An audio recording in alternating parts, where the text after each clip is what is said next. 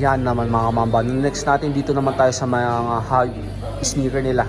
Yung hype wall nila mga mamba. No? Yan. Ito may Jordan 1 High. Chicago din dito na lost and found. Ito pa mga kamamba. May nakita rin ako dito mga Kobe shoes mga kamamba. No? Gaya ng isang to. Kobe for Mambasita. Yan. Ito pa mga kamamba. May nakita rin ako ditong lobster mga kamamba. No? Na Nike Dunks. Ito. Isa sa mga rare to find din tong lobster na to, no? Ito pa, may nakita rin ako ditong starfish. Yan, sa mga naghanap ng starfish dyan, meron din dito. Sa may YOLO, mga mamba. YOLO store dito sa may Cloverleaf, Balintawak na.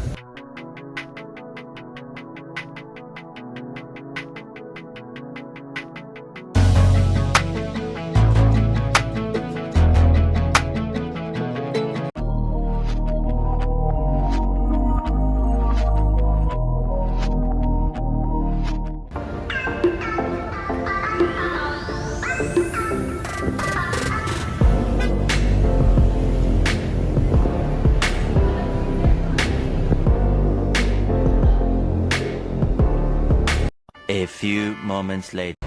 So what's up mga kamambayan, nandito na naman yung likod, Christian Paul Di Bugayo nga pala. So ngayong araw mga kamambis, nandito tayo sa may Cloverleaf, Balintawak mga kamamba, no? So bali second floor pala tong store na to. Yan, itong YOLO store mga kamamba, no? So bilihan ng mga hype sneaker mga kamamba. So alam nyo na yan, ang daming solid pair na nakita dito ngayon mga kamamba, no? So bali dyan tayo mag-update ng mga sapatos ngayon. Samahan nyo ako, let's go. A few moments later. Yan mga mamba, bali nandito na tayo sa loob. Bali biro lang ako, pakita ko sa inyo yung mga stock na mga sneaker nila dito mga mamba. Yung daming umulan ng Jordan, tapos hindi lang yun. Pakita ko sa inyo, let's go.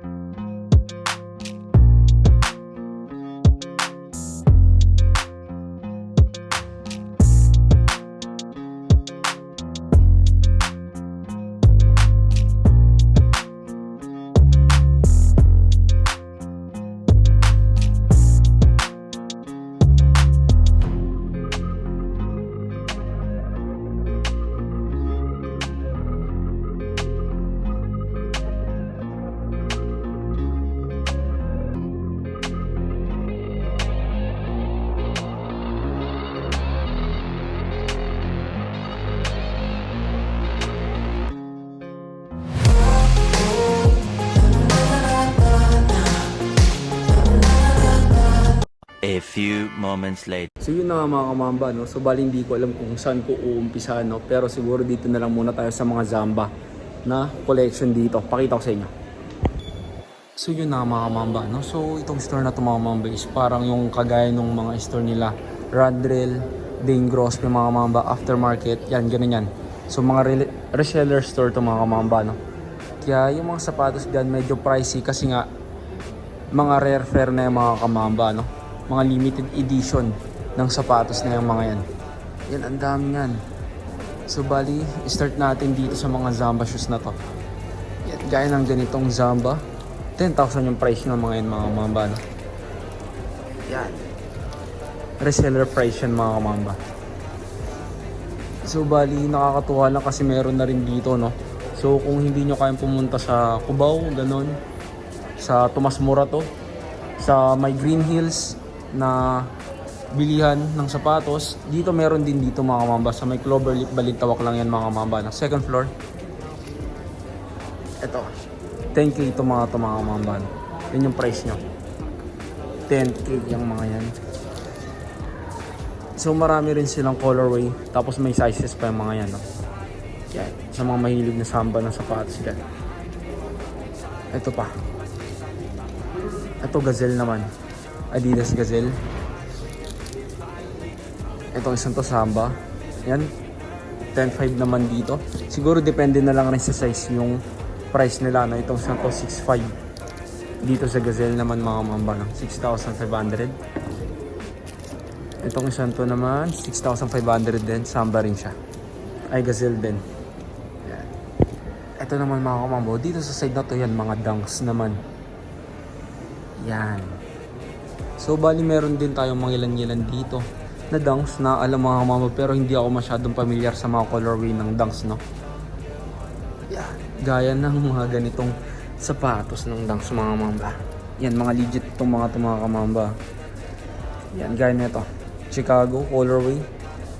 10K yung price niya. Nike Dunks. Chicago colorway. Itong isa naman NBA. Chicago pa rin yung colorway niya. Yan yung ano nyo. Yan. 75th anniversary. Yung price niya is 12,000 to 14,500. Depende sa size mga kamamba. Tapos ito pa. Diba? Ito World Champ. 14,000 naman yung price niya. Sa ganitong Nike Dunks. Tapos ito po. Midas Gold mga kamamba. 10K yung price naman ng Midas Gold na yan. Ito ang ganda rin ng dunks na to. Ito mga mahirap na hanapin tong mga ganitong colorway. Yan, lottery pack mga kamamba. Yung price niya 13,000 to 14,500. Depende pa sa size ng mga dunks. Yan, ang dami pang dunks dito mga kamamba. Ito, meron ding Nike Dunks Panda. 9,000 naman yung price niya. Tapos meron ding Court Purple mga kamamba, no? Ito yung isa sa mga gusto kong colorway ng dunks eh. Itong Court Purple na to eh. Then 11,000 naman yung price niya. 11,000. Tapos ito pa, meron ding UNC. Yan. Ay, Polar Blue pala mga mambo. 9,500 yung price. Tapos ito pa, baka may naghanap sa inyo ng ganitong colorway. Yan. Itong isang to naman mga mamba is ito. Graffiti, black red colorway. 6,000 to 12,000 yung price niya. Yan mga kamamba, no? So next natin dito naman tayo sa mga Jordans mga kamamba, no? Yan yung mga stock nila dito ngayon. So marami rin akong nakitang kakaiba na design mga kamamba, no? Yung mga Airfare. Gaya nung isang yan mga kamamba, no? Shutter backboard, kaso walang price. Tapos hindi ko lang rin alam kung mayroon pa siyang ibang sizes, no? So bali unahan na lang dyan. Tapos ito pa. Meron ding taxi. Jordan 1 High Taxi.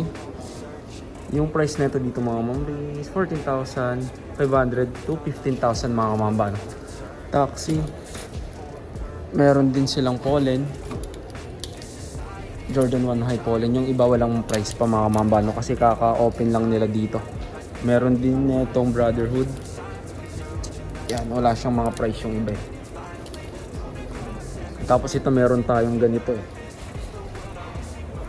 Heritage mga kamamba, no? Yan, wala rin siyang price. Tapos meron din ito, UNC. Wala pa siyang price. Pero yung iba may price din. Tapos may nakita rin ako ditong Rebellionaire mga kamamba, no? Yan, Jordan 1 High Rebellionaire. Meron din dito. Yung price niya, wala rin siya nakalagay na price mga kamamba, no? Pero yung iba meron. Gaya ng isang to. Ito, itong Lakers colorway na yan, no? Jordan 1 Mid. 9,000 yung price niyan. Ang dami pa, no? Ang dami nyo pang pwedeng pagpilian dito. Yan, ito. Meron pa dito. Ano ito? Itong Jordan 1 High na to na multiverse mga maba, no? Yung Spider-Man na colorway. Wala rin siyang price, no? Pero yung iba dyan may prices siya mga kamamba, no?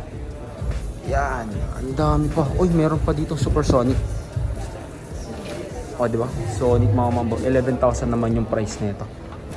Tapos meron ding Breads. Gaya ng isang to. Mid lang to. Jordan 1 Mid Breads mga kamamba.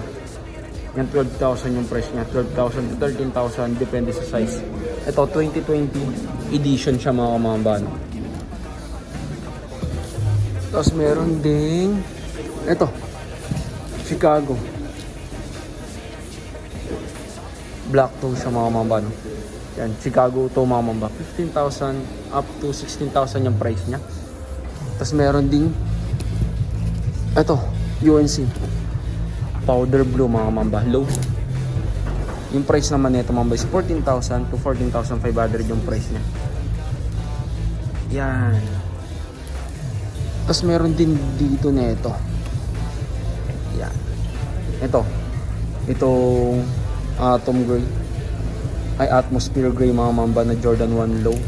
OG mga mamba. OG Low mga mamba. Yan. 11,000 to 11,500 yung price nila dito. Tapos meron din syempre yung black toe na OG rin. 11,500 mga mamba, no? 2023 release dito sa isang to. Tapos meron din ako dito nakita. Ito isa sa mga hinahanap ko. Itong isang to. Yung Tokyo. Jordan 1 Low Tokyo mga kamamban.